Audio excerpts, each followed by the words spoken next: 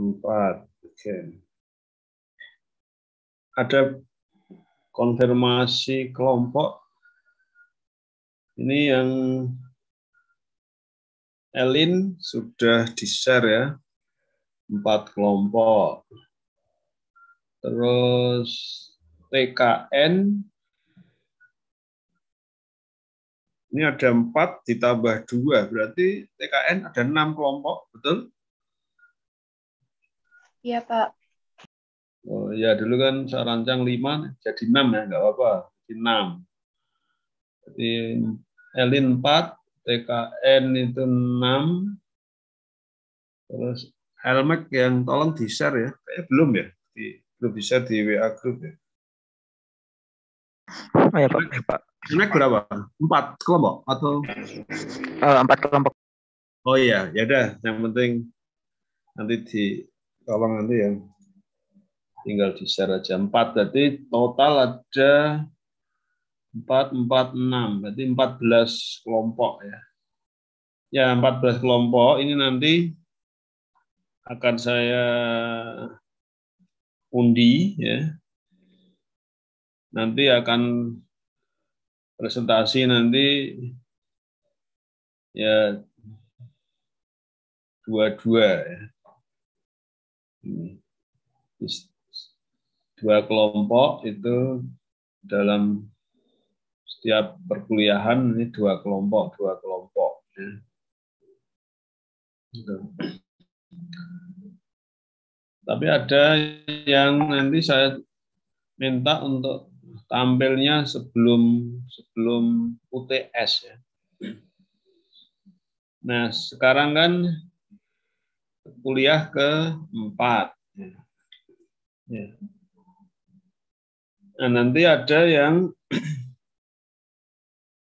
jadi ini nanti begini, kan 2 kelompok. Kalau 14 berarti perlu 7 kuliah, 7 perkuliahan.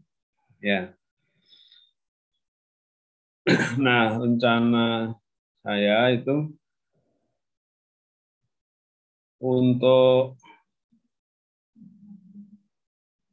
4 kelompok itu bisa tampil sebelum UTS ya. Nanti kuliah ke-6 itu 2 kelompok. Kuliah ke-7 2 kelompok. Jadi kan ada 4 kelompok. 4 kelompok itu sebelum UTS. Nanti yang 10 itu nanti 2, 5 kali kuliah itu setelah UTS.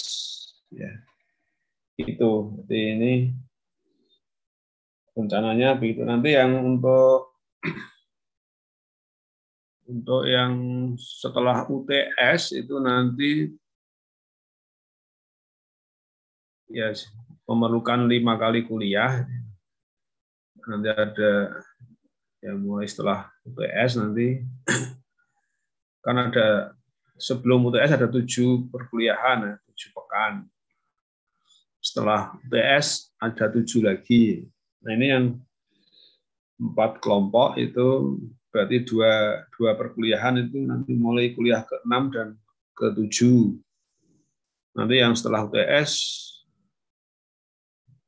untuk yang 10 kelompok itu 2 berarti perlu 5 perkuliahan. Ya nanti disiapkan ya untuk kuliah ke-8 dan seterusnya. Jadi setiap kuliah 2 kelompok. Ya.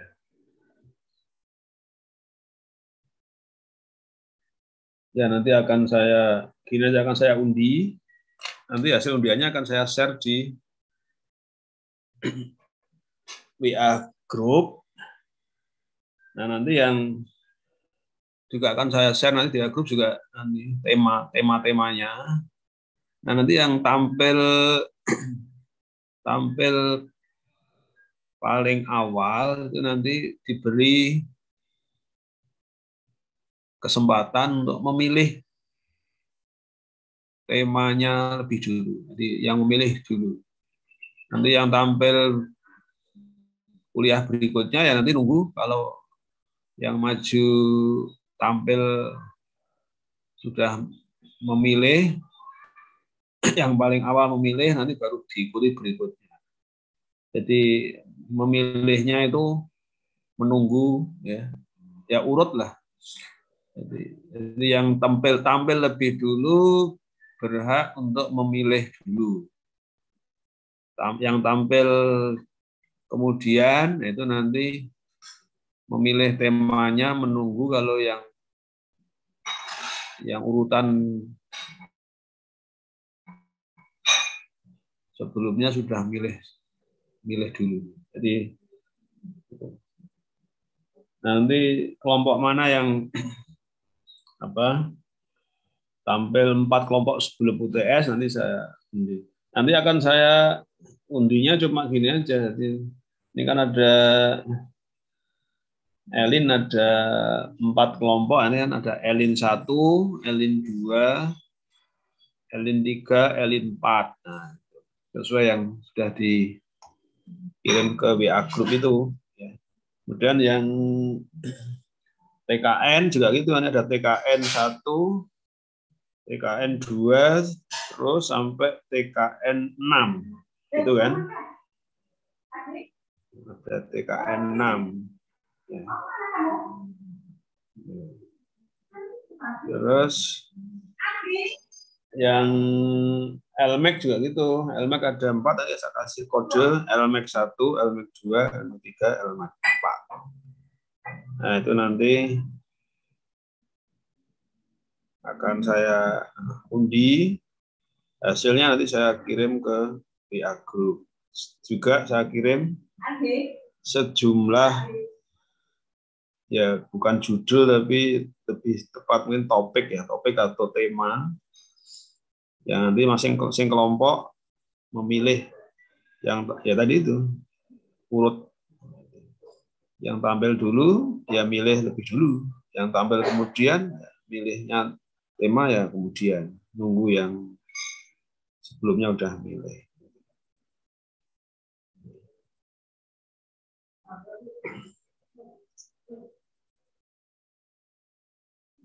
Nah, sekarang saya ajak dulu untuk membahas materi berikutnya.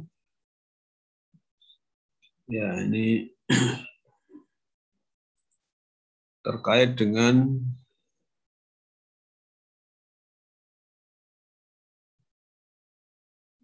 rumusan Pancasila yang sah, ya, ada di dalam pembukaan UUD 45. Ya. Bentar, tak klik dulu.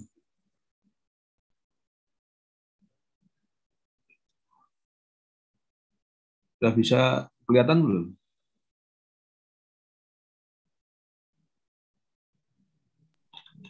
Terlihat, Pak. Sudah bisa ya? Oke.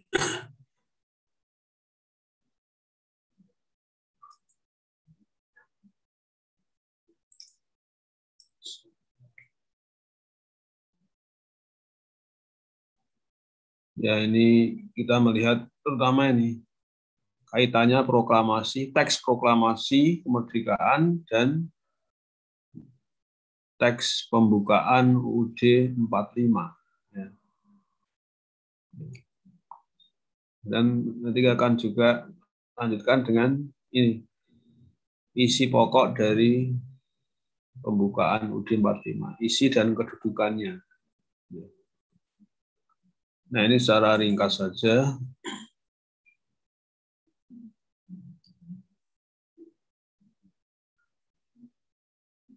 Nah, untuk memahami Pancasila yang legal dan punya landasan yuridis, landasan hukum, tentu ini lebih terkait dengan hukum tata negara.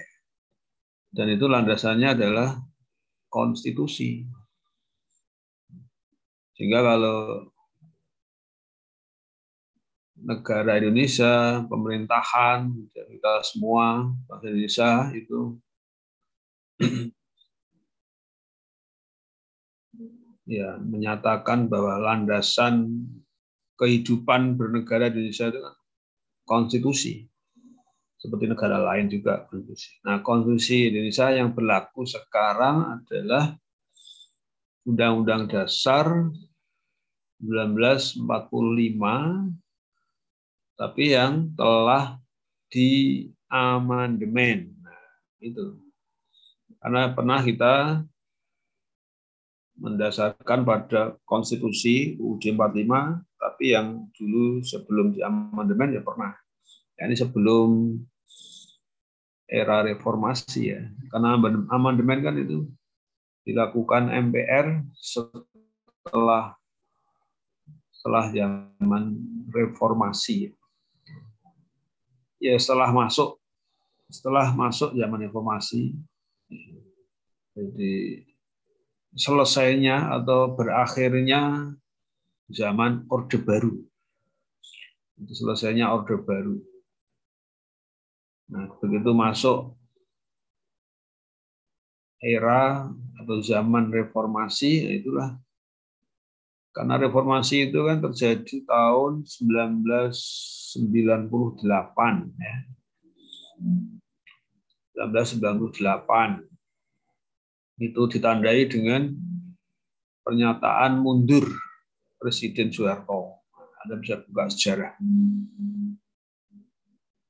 Jadi di tahun 1998 itu ada gerakan perubahan, terutama perubahan terkait dengan rezim pemerintahan. Padahal Pak Soeharto itu sebenarnya waktu itu posisinya itu sudah sah terpilih oleh MPR sebagai presiden yang sah. Dan itu baru diketok palu oleh MPR. Pak Soeharto resmi menjabat sebagai presiden, tapi untuk yang kesekian kali waktu itu.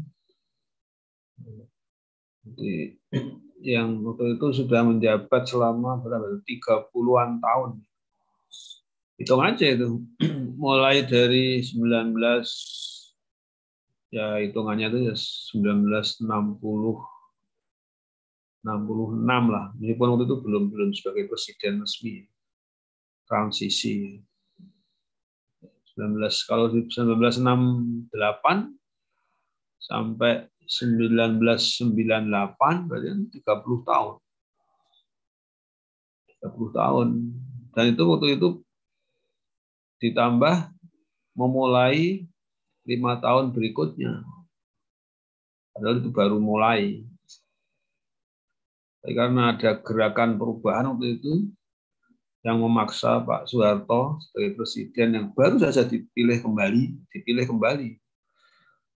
Itu terpaksa harus menyatakan mengundurkan diri. Nah, itulah awal dari zaman yang disebut dengan reformasi, era reformasi. Nah, sejak itulah kemudian tahun 1998, 1999 diadakan pemilihan umum ulangan. Jadi sebelumnya itu kan pemilihan umum sudah diselenggarakan pada tahun 1997. Terus 98 itu MPR memutuskan memilih Pak Harto, tapi kemudian muncul gerakan untuk demonstrasi menuntut ya Pak Soeharto lengser dari presiden.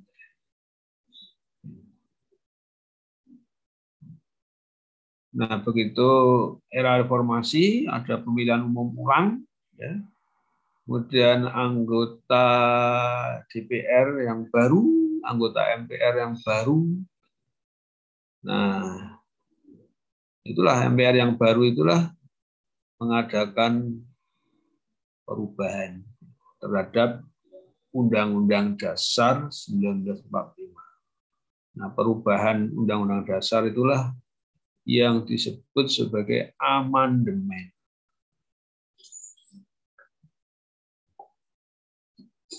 Sampai 4 periode, 4 tahap, 4 tahun. Mulai dari 1999, amandemen pertama. Terus tahun 2000 itu amandemen kedua, 2001 amandemen ketiga, 2004 itu amandemen keempat. Setelah itu, ya, setelah 2001, nah setelah 2002 sampai sekarang belum ada amandemen lagi. Tapi ini muncul juga ya, kalau kita baca berita itu ada itu isu atau usulan beneran itu untuk mengadakan amandemen lagi. Silakan kita ikuti aja di parlemen, DPR, dan di DPD, yaitu keduanya adalah MPR. Kita lihat saja apa mau jadi ada amandemen lagi. Amandemen itu perubahan terhadap konstitusi. Nah, secara yuridis Pancasila ini memang melekat pada konstitusi, yakni pada pembukaannya. Nah, kalau kita membahas pembukaan itu tidak bisa lepas dari proklamasi kemerdekaan. Ada 2 teks. Ya. Yang pertama teks proklamasi kemerdekaan Indonesia tanggal 17 Agustus 17. Ketika proklamasinya itu dibaca oleh Soekarno ya, didampingi oleh Bung Hatta. Tapi yang tanda tangan berdua. Teks proklamasi itu yang tanda tangan berdua. Jadi Soekarno, Hatta. Kemudian ada teks pembukaan. Nah, ini saling terkait. Nah, dalam pendekatan hukum tata negara, ya, proklamasi itu adalah momen yang menandai sebuah negara yang baru didirikan, menandai awal berdirinya sebuah negara yang diproklamirkan itu. Jadi mulai ada. Proklamasi itu ibaratnya itu ya, kelahiran sebuah negara.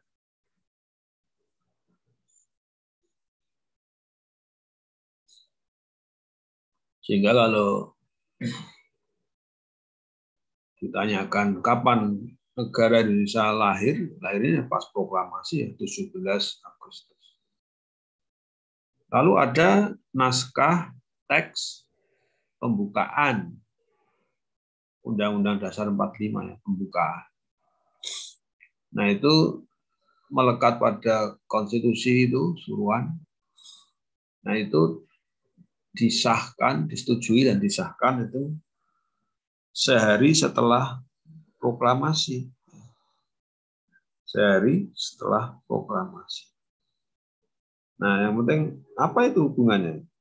Gimana titik hubungannya antara proklamasi dengan pembukaan? Ya kalau teks proklamasi kan cuman singkat ya 2 kalimat singkat padat dan tidak ada teks Pancasila di dalam. Yang ada rumusan Pancasilanya ada di pembukaan UUD 45 alinea 4.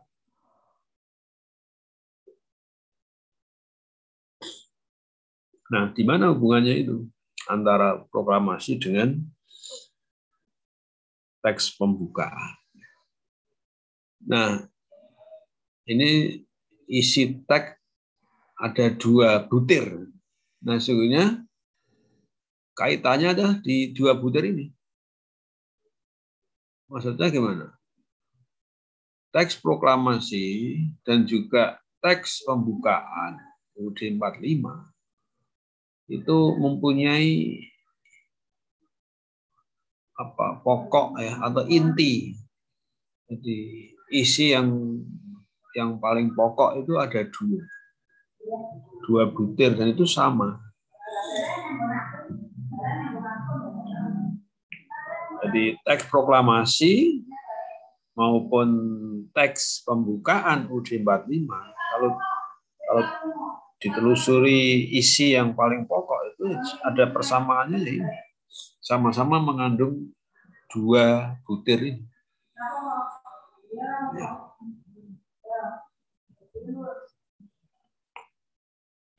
Bedanya di mana bedanya? Ya bedanya itu ya secara kasat mata ya uraiannya lebih panjang yang pembukaan jelas. Ya, lebih lengkap. Pembukaan lebih lengkap ya, lebih panjang. Ya padat juga tapi lebih panjang dibanding teks proklamasi. Kalau istilahnya inti pokok ya substansi itu sesungguhnya sama. Ya 2 butir ini. Dan ini yang penting bagi keberlangsungan negara Indonesia. Pertama adalah butir pernyataan kemerdekaan. Yang kedua, mengatur tentang penyelenggaraan negara Indonesia yang merdeka. Pengaturan, mekanisme, bagaimana menyelenggarakan negara dan pemerintahan, bagaimana melaksanakannya. Jadi yang pertama itu pernyataan kemerdekaan, menyatakan merdeka, ya, singkat. Itu 1 butir penting. Nah setelah itu adalah tentang pokok-pokok penyelenggaraan.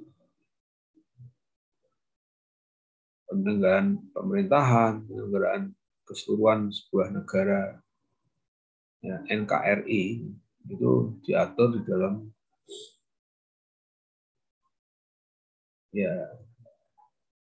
dalam konstitusi yang di dalam pembukaan itu sudah ada garis besarnya.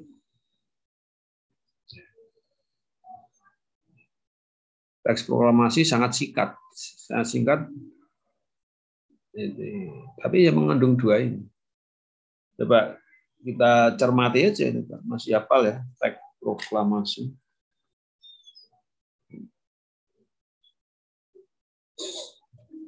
Ya, ada 2 kalimat teks proklamasi.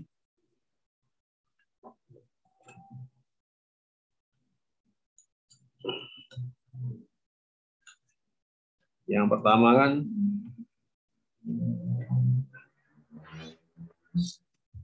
pernyataan kemerdekaan intinya.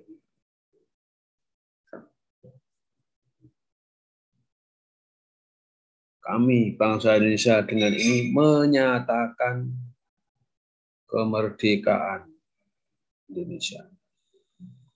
Nah, kalau di dalam pembukaan UUD 45 kalimat yang menegaskan menyatakan kemerdekaan Indonesia itu ada di alinea berapa? Alinea 3 ya, coba dicek. Ada di alinea 3.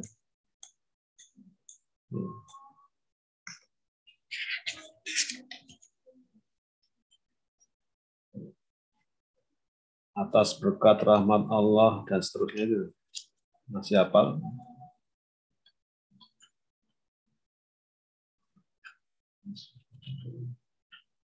Ada kata-kata yang di alinea ketiga itu.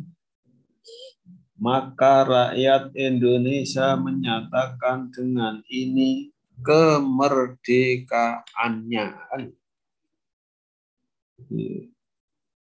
Tapi sesungguhnya kalau kita bandingkan pernyataan kemerdekaan antara teks proklamasi dengan teks pembukaan UUD 45 ya memang teks proklamasi itu singkat sekali, singkat padat. Sedangkan teks pembukaan UUD 45 ada di alinea 3, tapi ini tidak sendirian. Karena apa? Alinea 3 itu ibaratnya puncak pernyataan. Puncak pernyataan kemerdekaan yang itu diberi argumen pengantarnya itu dua alinea ini, alinea 1 dan alinea 2. Jadi alinea 1, alinea 2 ini menjadi satu paket dengan alinea ketiga. Jadi arahnya adalah memberikan argumentasi sebelum mengeluarkan pernyataan. Jadi alinea 1, alinea 2 ini semacam prolognya menuju pada puncak pernyataan itu alinea 3. Itu adalah argumen awal sebelum bangsa Indonesia menyatakan merdeka.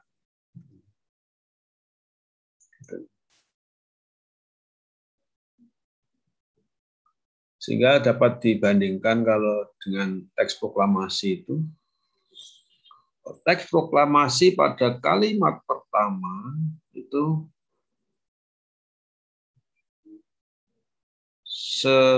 paralel ya, sejajar dengan teks pembukaan alinea 1, 2, dan 3. Nah, kalimat yang kedua, teks proklamasi ya, kalimat keduanya, hal-hal yang mengenai pemindahan kekuasaan dan seterusnya itu sejajar paralel dengan alinea 4. Tentang apa tadi? Tentang dasar penyelenggaraan negara. Bagaimana mengatur, ya, bagaimana melaksanakan pemerintahan, ya, bagaimana menata kehidupan bernegara. Itu kalau di proklamasi, teks proklamasi itu ada kalimat kedua yang paralel dengan alinea keempat, pembukaan UUD 45. Itu perbandingannya seperti itu. Nah, lalu secara yuridis, teks pembukaan ini mempunyai posisi atau peran yuridisnya itu dalam hal apa ini? Terkait dengan proklamasi 17 Agustus. Apa? Teks proklamasi ada pernyataan kemerdekaan. Kemudian di pembukaan UUD 45 muncul lagi pernyataan kemerdekaan Indonesia. Padahal itu dua teks yang berbeda, pengesahannya juga beda tanggal. Lalu bagaimana nih mendudukkan hubungan dan juga mungkin kedudukan pembukaan? Jadi saya ulangi lagi, untuk proklamasi kan itu menandai lahirnya sebuah negara merdeka, negara Indonesia. Lalu ini sebagai apa? Nah, secara yuridis, ya, pembukaan UUD 45, pembukaannya, yang itu disahkan sekaligus juga seluruh pasal dan ayat konstitusi, disahkan tanggal 18 Agustus 1945, sehari setelah proklamasi. Nah, ini posisinya adalah justru ini menjadi landasan yuridis. Secara hukum ini dasar hukum yang sangat kuat. Ya, bagi apa? Ya bagi kelegalan negara Indonesia berdiri itu negara yang legal. Karena apa? Ada dokumen yang ini disahkan oleh PPKI sebagai lembaga yang memang berwenang. Kalau teks proklamasi kan cuma ditandatangani 2 orang, Soekarno, Hatta, ya cuma itu mengatasnamakan. Tapi kan kalau dikejar secara yuridis, masa 2 orang saja itu lalu tahu-tahu mengatasnamakan bangsa, lalu menyatakan kemerdekaan, kekuatan hukumnya di mana? Cuma 2 orang. Soekarno dan Hatta juga bukan lembaga apa, sebagai perorangan aja. Dan itu memang dalam proses yang katakanlah waktu itu ya spontan, ya meskipun itu juga para pejuang Indonesia waktu itu juga ya secara aklamasi memang sepakat. Yang memproklamasikan itu oleh tokoh bangsa Indonesia yang dianggap paling menonjol ya menyebutnya 2 itu, Soekarno dan Hatta. Tapi itu kan secara subjektif ya. Dan sudah terjadi waktu itu. Tanggal 17 Agustus terjadilah proklamasi. Tapi mengapa itu bisa berlaku untuk seluruh bangsa Indonesia? Nah, kalau itu sebagai momentum berdirinya negara, nah itu adalah menyangkut bukan soal urusan yuridis, tapi itu soal kenyataan sejarah. Dengan proklamasi itu menandai kelahiran NKRI. Kekuatannya di seluruh masyarakat apa? Ya, itu bertahap. Jadi, begitu proklamasi itu nggak ada yang menolak. Bahkan mengalir dukungan dari hari ke hari terus. Baik dalam lingkup dalam negeri maupun dalam lingkup luar negeri. Banyak negara-negara lain juga waktu itu mengalir ya pengakuan, dukungan, pengakuan bahwa negara Indonesia itu telah merdeka. Itu diakui oleh banyak negara. Dan nggak ada yang protes, semua setuju Indonesia merdeka.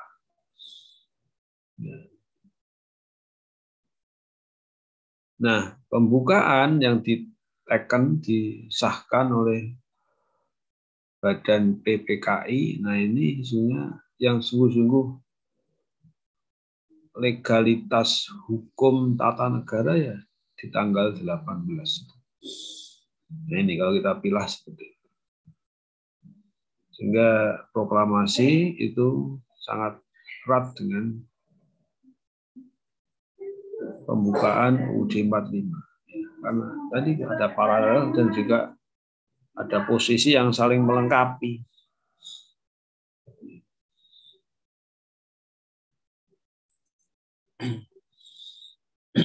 Nanti kalau ada soal seperti ini silakan bisa analisis. Jadi di mana titik hubungannya antara proklamasi dengan pembukaannya di situ? Mempunyai 2 isi pokok yang sama. Pertama, pernyataan kemerdekaan. Yang kedua, apa? Yang kedua adalah dasar-dasar penyelenggaraan negara dan pemerintah. 2 butir itu sama, baik teks proklamasi maupun teks pembukaan di 45 itu mempunyai 2 butir isi yang sama antara ya teks proklamasi dan pembukaan. Ada yang beri ilustrasi begini, proklamasi itu ibaratnya menandai bahwa sebuah negara Indonesia itu lahir. Seperti bayi yang lahir pada tanggal berapa, hari apa. So, ya anak bayi lahir. Nah, itu kan kenyataan ya, kenyataan sejarah. Tapi perlu pendukung legalitas atau yuridis, terutama hukum tata negara. Nah, itulah kemudian terwujud dalam sebuah ya bukti ya. Kalau bayi lahir itu ya nanti dimintakan akte kelahiran.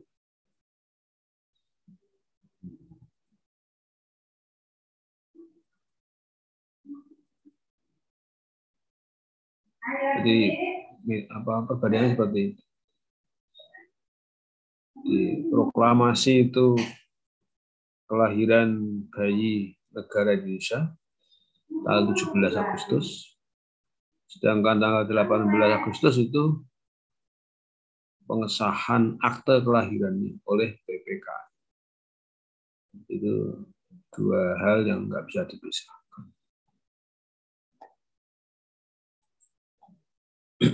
Nah, kalau mau membandingkan ya seperti ini. Antara teks proklamasi itu lebih ringkas, dan itu menandai kenyataan kelahiran negara Indonesia de facto. Sedangkan pembukaan itu sebagai landasan de jure legalitas sebuah negara.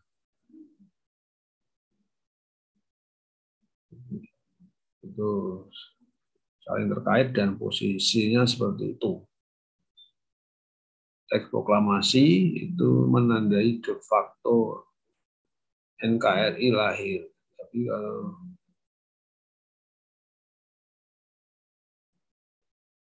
ini tanggal 18 disahkan pembukaan UUD 45 itu ibaratnya bukti legalitas ya, akte kelahiran negara. Jadi sudah saya bahas di depan tadi dua hal yang pokok.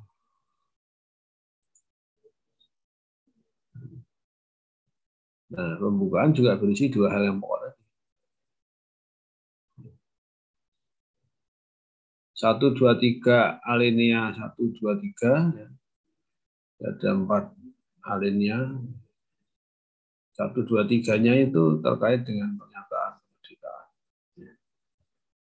Sedangkan alinea yang keempat, yang itu lebih panjang, ya. Nah, ini sebagai akte kelahiran. Dan tentu saja di teks proklamasi itu dua kalimat yang sangat-sangat singkat sehingga tidak bisa dirinci. Nah, rinciannya itu justru ada di dalam pembukaan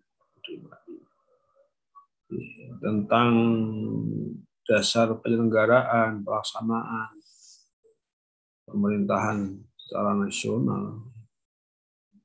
Nah, itu dilengkapi, dijabarkan ada di dalam pembukaan. Hingga pembukaan UUD 45, uraian pembukaan UUD 45 itu ibaratnya ya lebih terperinci, ya, lebih lengkap tentang bagaimana melaksanakan pemerintahan, bagaimana menyelenggarakan negara.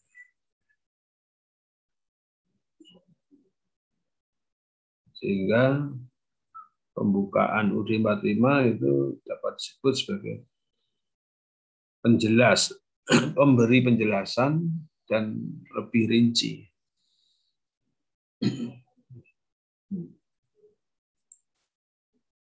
Berikutnya, nah, Sekarang kita lihat kedudukan pembukaan.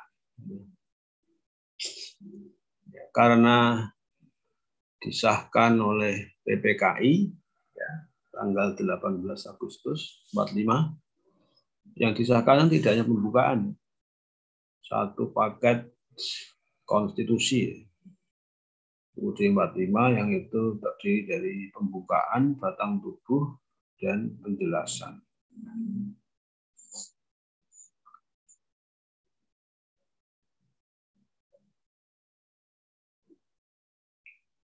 Nah, ini kita buktikan bahwa isi dari pembukaan lebih rinci. Dan dari sini, setelah kita analisis, apa yang menjadi isi? Butir-butir apa saja itu isinya? Ternyata isi yang ada di dalam pembukaan UUD 45 itu butir-butir yang memang itu hal yang mendasar. Pokok-pokok penyelenggaraan negara itu tercantum di dalam pembukaan.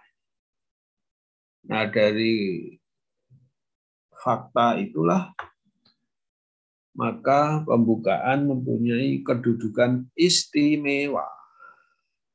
Pembukaan UUD 45 mempunyai kedudukan yang istimewa. Sebagai apa? Nah, paling enggak ada dua kedudukan. Ini secara juridis tata negara, secara ketatanegaraan. Yang pertama, pembukaan UUD 45 adalah berkedudukan sebagai Staatsfundamental Norm. Ya, Staatsfundamental Norm.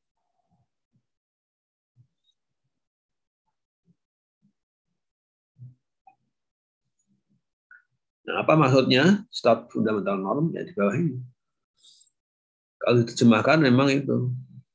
Pembukaan UUD 45 itu berkedudukan sebagai pokok kaidah negara yang fundamental.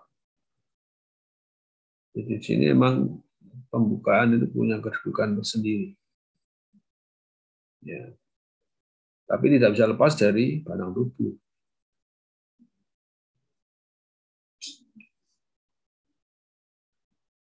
Bahkan di dalam pembukaan itu ada pernyataan kemerdekaan. Sila alinea ketiga. Dan betul-betul pembukaan itu memuat ketentuan pokok atau dasar-dasar penyelenggaraan negara diatur dalam pembukaan. Wujudnya apa? Ketentuan pokok terkait dengan penyelenggaraan negara apa? Nah, ini yang terutama ini ada di dalamnya teks Pancasila. Ini dalam pembukaan itu ada teks Pancasila. Dan teks Pancasila itu menjadi dasar negara dan pandangan hidup bangsa.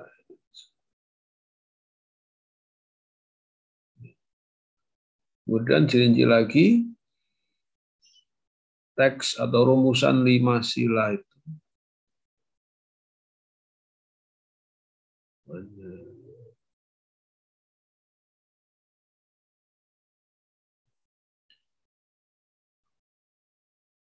Kalau tanyakan apa ketentuan pokok yang terkandung di dalam pembukaan ini, ada penyalahan kemerdekaan,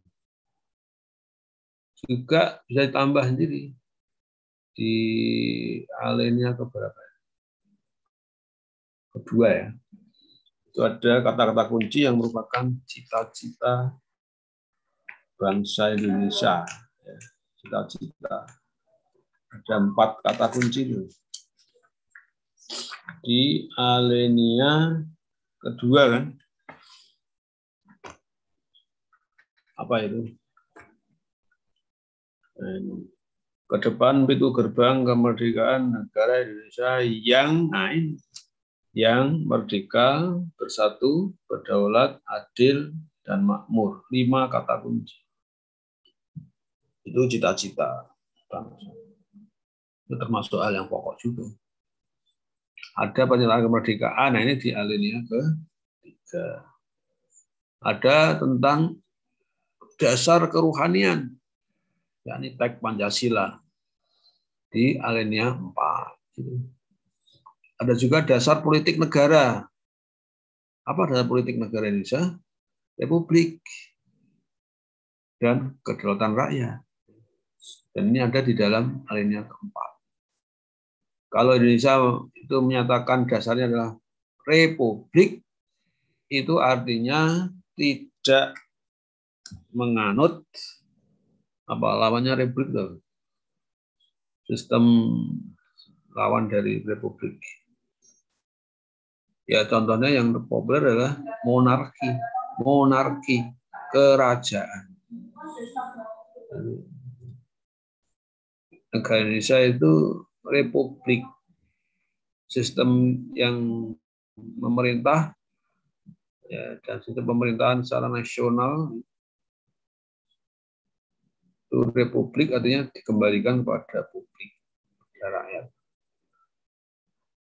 Itu sekaligus menandai negara Indonesia itu tidak menganut apa ya, kerajaan, monarki.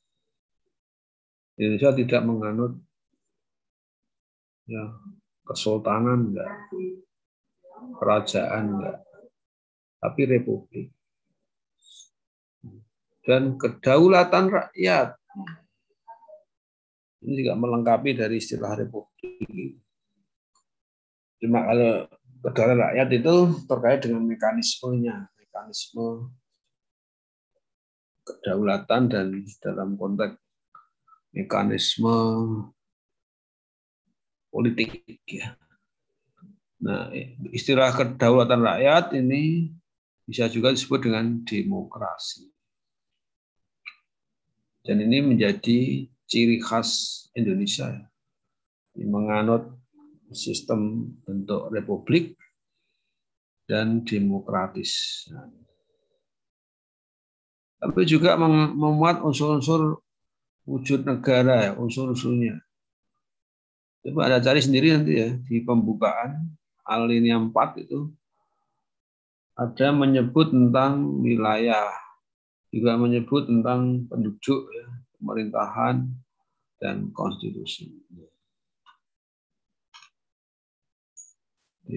Ini adalah kedudukan sebagai stat fundamental norm.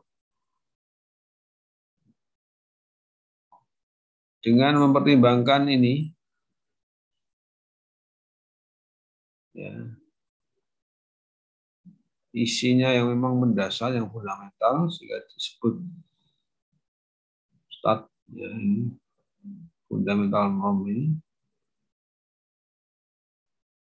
Ya, karena ini pembukaan itu betul-betul menjadi semacam fondasi, fundamental, fondasi negara. Nah, karena ini fondasi, maka secara logis pembukaan UUD 45 tidak bisa dirubah oleh siapapun, termasuk oleh MPR. Nah, inilah yang mencerminkan ini konsekuensi yuridis dengan kekuatan ya, landasan yuridis. Maka ada konsekuensi yang penting. Apa itu?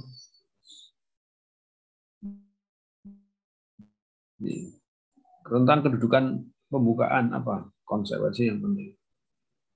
Kedudukan pembukaan UUD 45 sebagai stat undang-undang karena isinya itu butir-butir yang memang pokok. Konsekuensinya apa? Secara yuridis ya. Coba. Kalau sebuah bangunan, komponen fondasinya, agar bangunan itu tidak roboh, maka fondasinya gimana? Ya dijaga. Jangan dibongkar. Fondasi kalau dibongkar, bangunannya roboh. Demikian pula untuk negara Indonesia sebagai bangunan, itu fondasinya ya di sini. Ya. Jadi stat fundamental norm itu menegaskan bahwa pembukaan UUD 45 itu ibaratnya fondasi bangunan NKRI. Karena fondasi tidak bisa dihapus, nggak bisa dirubah. Dirubah aja nggak bisa, apalagi dibuang. Dengan catatan semua itu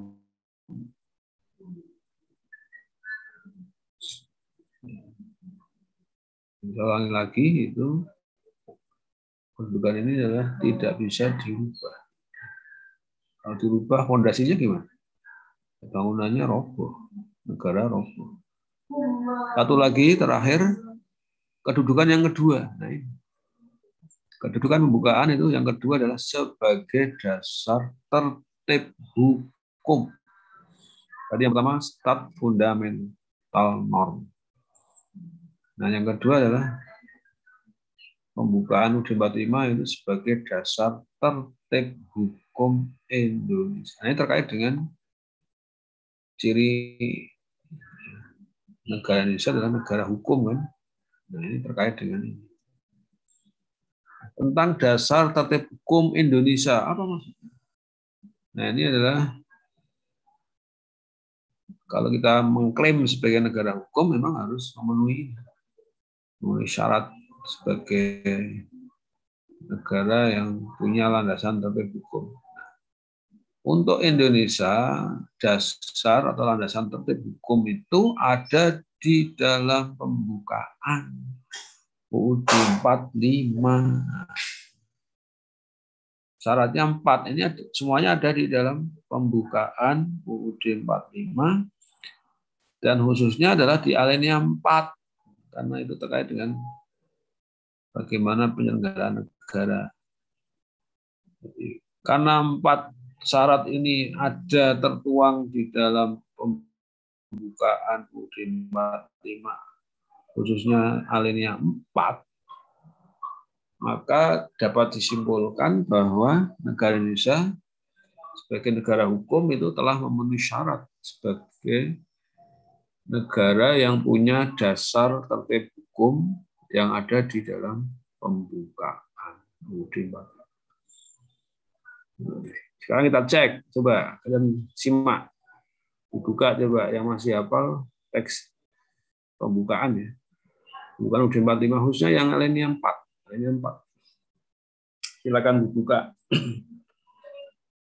Ada 4 syarat. Coba dicari aja itu. Ini kalau Anda diminta, coba tunjukkan 4 syarat tentang tertib hukum Indonesia itu katanya ada di dalam pembukaan, khususnya alinea 4.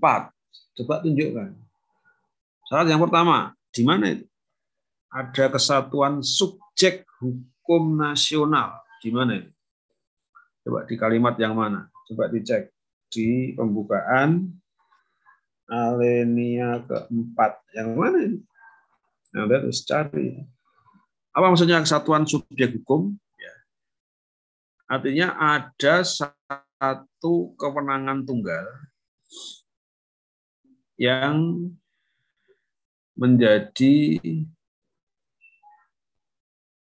ya penyelenggara utama dalam negara hukum ini. Siapa itu? Ya pemerintah. Pemerintah negara Republik Indonesia. Nah, ada nggak itu di kalimat mana? Ya. Yakni di awal alinea 4. Ya, coba. Kemudian daripada itu untuk membentuk suatu pemerintah. Nah, dibentuklah pemerintah negara Indonesia. Jadi itu subjek hukum nasional adalah pemerintah negara Indonesia. Dan itu kewenangan tunggal. Karena apa? Indonesia merdeka itu hanya ada satu kewenangan pemerintah. Tidak ada double pemerintahan. Pemerintahan lama, penjajahan sudah dihapus. Lalu coba yang kedua, di mana itu? Kesatuan waktu berlakunya hukum. Kesatuan waktu. Tentang waktu. Ya.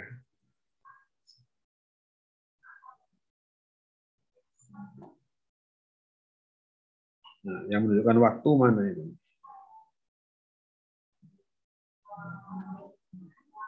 Yang dicari coba. Coba ditemukan ada pada titik awal kemerdekaan. Di mana itu? Nah, itu ada di kalimat maka disusunlah kemerdekaan. Nah, jadi tertib kesatuan waktu.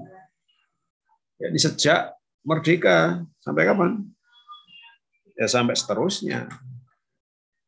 Jadi ada sistem hukum yang berlaku di negara Indonesia itu satu sistem.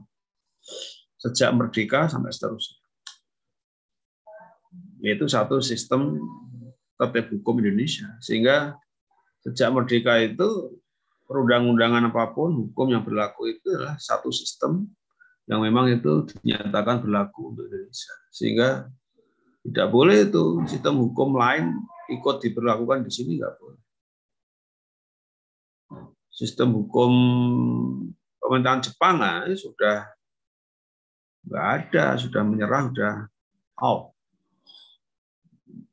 Sistem pemerintahan penjajahan Belanda sama, nggak boleh.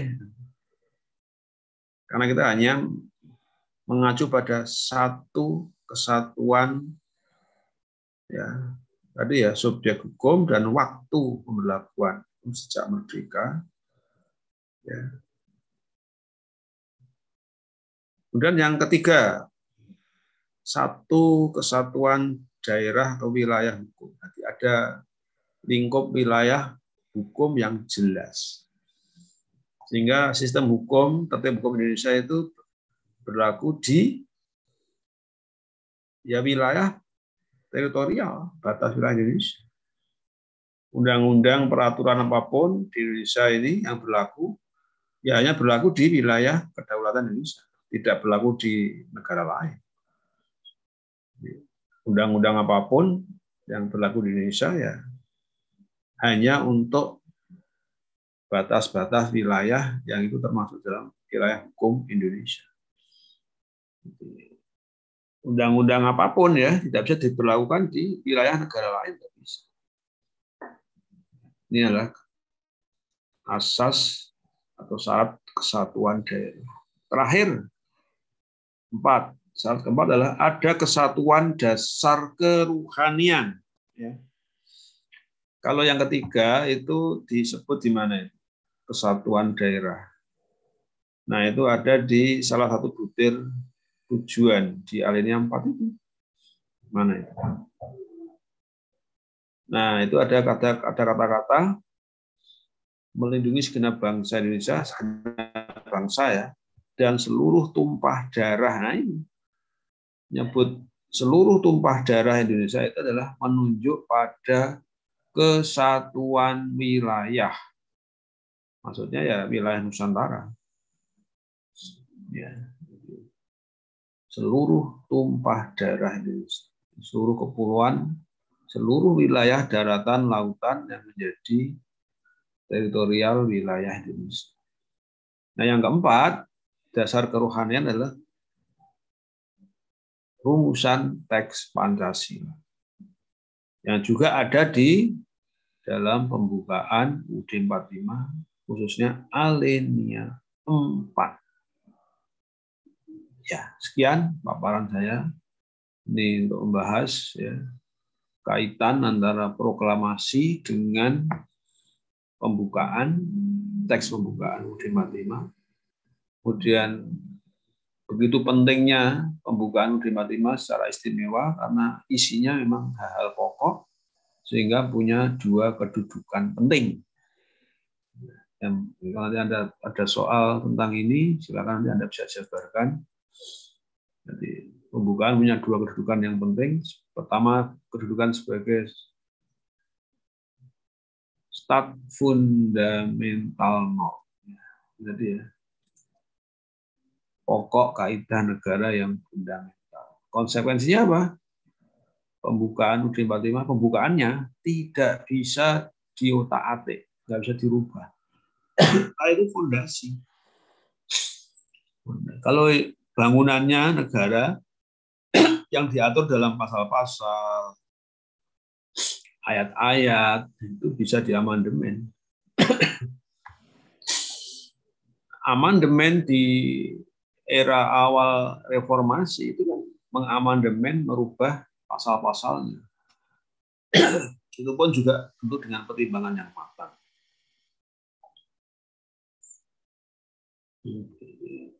Ketika terjadi amandemen 4 kali,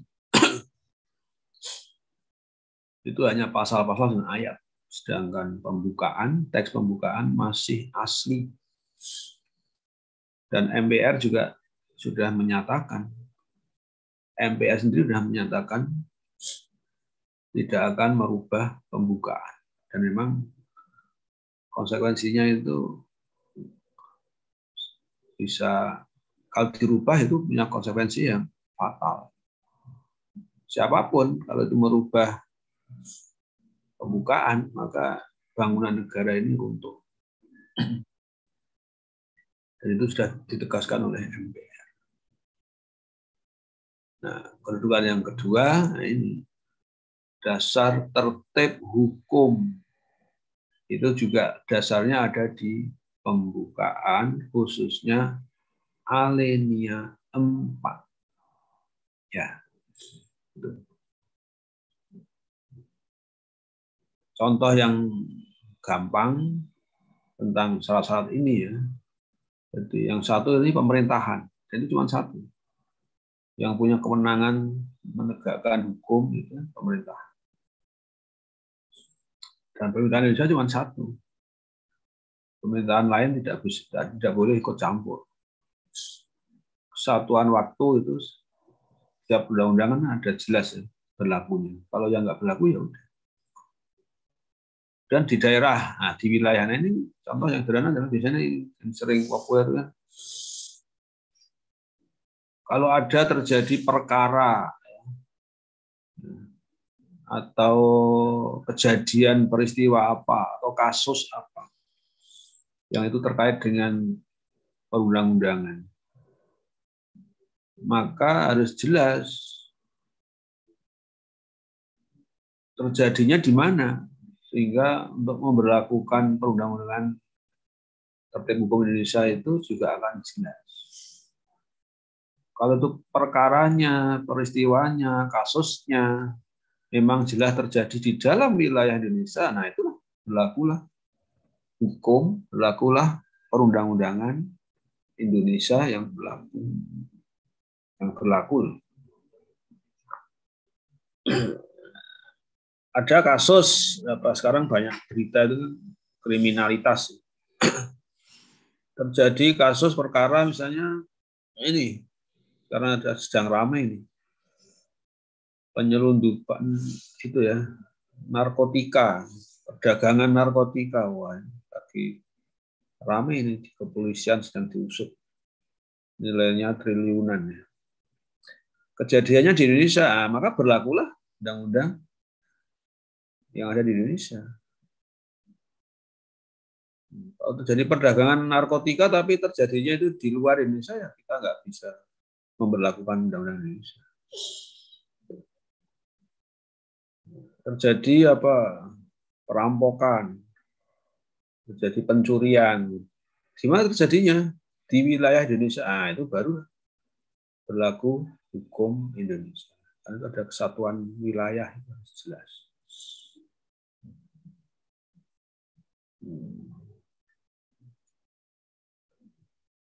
perkara yang terjadi di Indonesia, katakanlah melibatkan itu pelakunya itu, pelakunya ada yang warga negara asing ya misalnya. Dalam kasus narkotika itu ada pelakunya, ada orang WNI, orang Indonesia, tapi juga ada yang WNA ikut entah itu memproduksi sabu atau perdagangan narkotika. Bagaimana kalau WNA ikut berbuat, padahal kejadiannya di Indonesia? Ya pakai undang-undang Indonesia, meskipun itu warga negara asing. Warga negara asing dari mana? Misalnya dari negara mana lah? Negara Asia atau negara di Afrika. Nah, undang-undang yang di negara sana nggak bisa berlaku di sini. Meskipun itu ada yang ikut pelakunya adalah warga negara sana. Karena kejadiannya di Indonesia tetap menggunakan perundang-undangan Indonesia, dan yang mengusut, ya, yang memproses hukum juga aparat Indonesia. Karena itu subjek hukumnya adalah Indonesia. Itu tambahan penjelasan. Sekian paparan saya untuk sore ini. Kalau ada yang belum jelas bisa ditanyakan. Silakan. Nanti besok pekan depan kita bahas ya terkait dengan tata hubungan antar sila. Kita akan masuk nanti membahas secara pendekatan kefilsafatan. Kita bahas nanti hubungan antar sila dalam Pancasila, kemudian kita membedah arti, makna, values dalam setiap sila. Kita akan bahas di perkuliahan berikutnya. Sudah pada ngisi daftar hadir semua? Sudah terbuka toh linknya? Sudah, Pak. Sudah ya? Oke. Ya. Ya diterima itu jelasan saya? Bisa, Pak. Oke. Kalau udah jelas ya saya cukupkan sekian. Nanti akan saya share itu ya, nanti urutan yang tampil, nanti ada yang kelompok yang 4 kelompok nanti tampil sebelum UTS, selebihnya itu 10 kelompok nanti tampil setelah UTS. Ya. Begitu.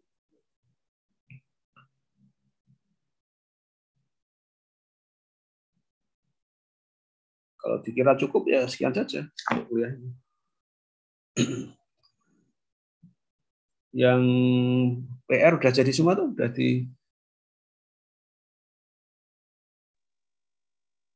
sudah terkirim ya, sudah di email ya. Ngirim, Mbak. Ini tinggal ngirim, Mbak.